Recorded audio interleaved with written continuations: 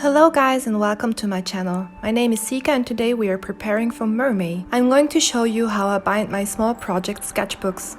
This simple bound sketchbook we're going to make today, it's easy to make, it takes about 25 minutes. All you need is listed in the description.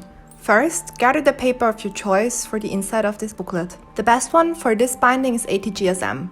Mine is going to be too thick, so you will see me struggling because I need 16 A4 sheets since May has 31 days and I want to fill this over the month of May.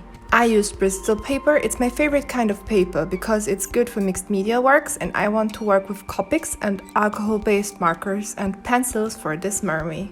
After gathering all my pages, I fold them in the middle. My trick to make the signatures beautifully fold is I put my fingers on the edges where they meet to make them not overlap and fold lightly before going over the fold with a bone folder. This makes it more easy to save small mistakes.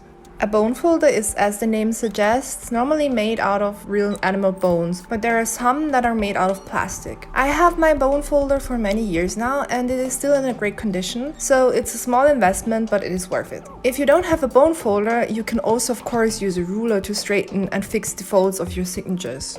After folding the signature, I put them into twos so they are easier to poke through with my awl in the next step, since the paper is so thick. I do this for all the sheets of paper and make my signatures like that. Here I am gathering all the pages and already see it's too thick for this binding, but I made my own tricks to still make it into a booklet. Now let's make the template for the stitching. From the edges of the paper, I went in 2.5 centimeters from the upper and lower edge. The middle of those 2 points is 10.5 centimeters away, so I mark it there. And then I went from each ending hole 2 centimeters in, so it kind of looks even. I like it like that. The template depends on the size of your paper. Next step is to take one of your signatures and align your template perfectly with your pages. It is really important to be very thorough and exact with this step because these are going to be the holes your needle needs to go through. I use an awl to punch through the holes, but if you don't have one, you can use the needle you are going to use to sew and push through the signatures a few times. It is really important that while you're stabbing the paper, you're holding the awl in a 45-degree angle. This makes sewing later a lot easier. As you can see, after the first time punching through the paper with the awl, the holes are very small, so I like to go in with the awl a few times to make the holes bigger and easier to sew through. And I'm repeating this step for every signature, making sure the holes are big enough to sew through. And I gather all the signatures in one now, so you have one big signature to sew through. This is the reason why this binding is so easy and fast to make. Now onto the cover. I made the cover 5 mm bigger than the rest of the pages to make the end product better open and close. After folding the cover, I repeat the template and punching through the holes. I'm careful with the cover and make really big holes this time because my pages are so thick. If you have used normal copy paper, it's not necessary to make them that big.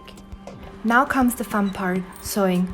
I use a bookbinding thread that is pre-waxed, but you can also use embroidery thread and wax it with beeswax or soy wax. I used my forearm to measure the length of the thread. I try to make it as long as my forearm with a bit of extra, no exact measurements here. I'm waxing the ends of my thread to make sure it's not going to frail over time. I got this small little cube where it is easy to pull through your thread a few times, but of course you can use a candle or something like that if you have one around. After waxing, the thread is ready to use. If you have washi tape, I would recommend using that to secure your thread. I stick it on my hand a few times to make it even less sticky.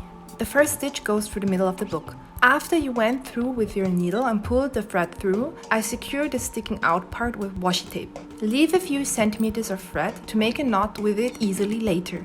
If your book is extra thick like mine, you can divide the signatures again and go through them in pieces. I like to go down with the next step. You sew through the hole on the inside right next to the middle. Don't forget to pull your string through really tightly because a loose binding sucks and can make your book later easily damageable. Now you are back at the cover side of your booklet again. The next hole to sew through is the last one of your binding. You should now be back on the inside again, but at the bottom, after going through that hole. This is how it should look like from the cover. Let's look at the inside again. Now is the time to go back to the hole over the last hole and come back over with our needle on the cover side. If your book is very thick, this may take a bit of strength. Also, be careful to not stab through your thread, since it makes it fragile, and as a result of that, the binding is very fragile.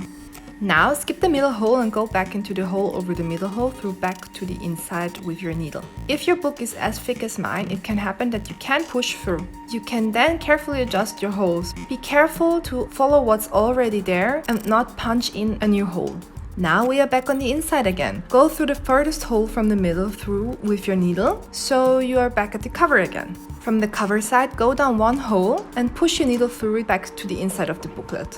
Last stitch. You now go through the middle again and you will have 2 threads now on the cover. I like to make a fake stitch here and make sure that each piece of the thread is on the opposite side and knot them there 3 times. Then I cut off the excess with scissors and wax the ends again. Now you have a finished booklet, but I like to make a few steps to make it more beautiful. I like to go over the folding when it's closed a few times with my bone folder so it stays shut easily. And you already have a nice looking book. For mermay, I will leave it like that. But I made another book like that with copy paper, and to make it look perfect, I like to trim the edge with a cutting knife and a metal ruler. Be careful with this step since you can cut yourself easily. And this is how you bind a sketchbook. I hope you enjoyed this little tutorial and get excited to make some yourself. Have you ever bound a book? Tell me in the comments down below. As always, thank you for watching, like, comment and subscribe and turn on notifications. Bye!